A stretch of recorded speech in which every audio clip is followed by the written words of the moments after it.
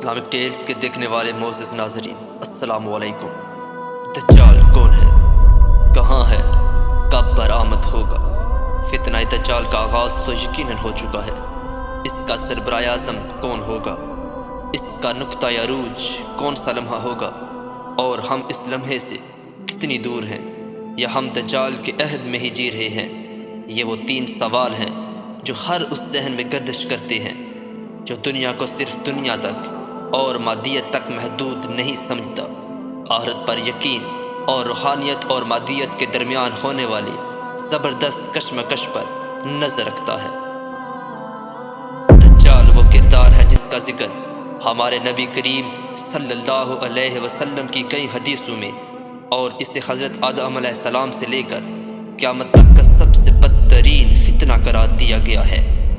عالم اسلام کے لیے دجال کا ظہور انتہائی مشکل ترین اور فتنہ انگیز ہوگا۔ دجال شیطانی قوتوں کا حامل ہوگا، دنیاوی طاقتوں سے مالا مال ہوگا اور ان کے ذریعے دنیا میں تباہی مسلط کرے گا۔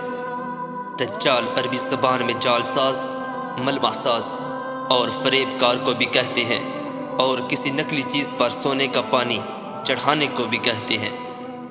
دجال کا یہ نام اس لیے رکھا گیا ہے کہ جھوٹ اور فریب اس کی شخصیت کا نمایاں ترین وصف ہوگا۔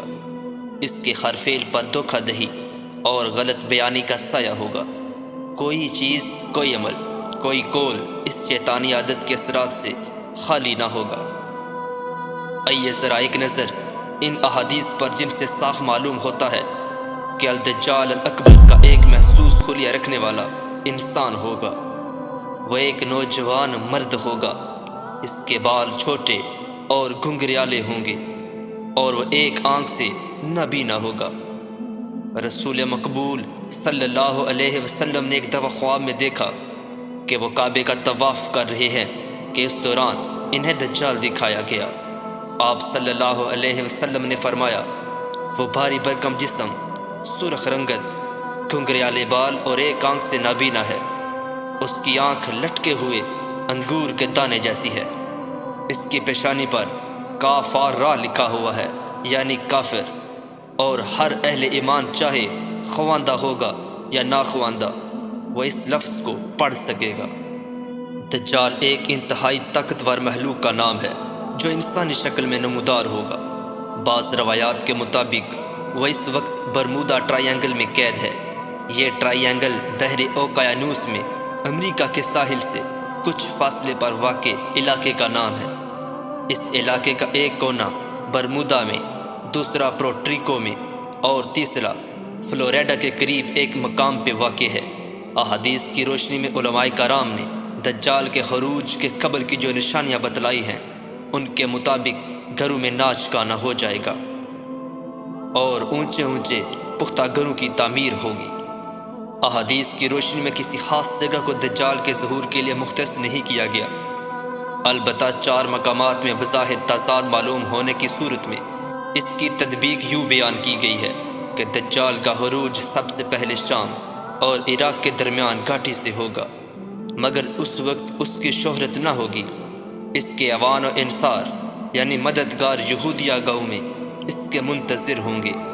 وہ وہاں جائے گا اور ان کو ساتھ لے کر پہلا پڑاؤ حوض و کرامان میں کرے گا، پھر مسلمانوں کے خلاف اس کا خروج خراسان سے ہوگا۔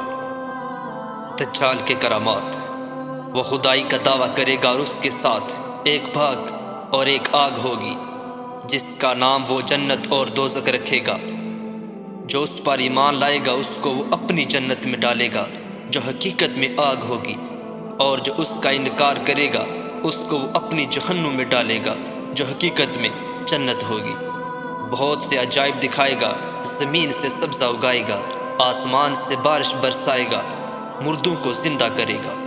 اسماء بنت یزید بیان کرتی ہے کہ رسول اللہ صلی اللہ علیہ وسلم میرے گھر تشریف فرما تھے۔ آپ صلی اللہ علیہ وسلم نے دجال کا ذکر فرمایا کہ اس کے ظہور سے پہلے 3 قحط پڑیں گی۔ 1 سال آسمان کی 1/3 بارش رک جائے گی اور زمین کی پیداوار 1/3 کم ہو جائے گی۔ دوسرے سال آسمان کے 2 حصے بارش رک جائے گی اور زمین کی پیداوار 2 حصے کم ہو جائے گی، اور تیسرے سال آسمان سے بارش بالکل نہ برسے گی اور زمین کی پیداوار بھی کچھ نہ ہوگی، حتیٰ کہ جتنے حیوانات ہیں سب ہلاک ہو جائیں گے۔ اور اس کا سب سے بڑا فتنہ یہ ہوگا کہ وہ ایک گنوار آدمی کے پاس آ کر کہے گا اگر میں تیرے اونٹ زندہ کر دوں تو کیا اس کے بعد تجھ کو یقین نہ آئے گا کہ میں تیرا رب ہوں؟ وہ کہے گا ضرور۔ اس کے بعد شیطان اس کے اونٹ کی سی شکل بن کر اس کے سامنے آئے گا۔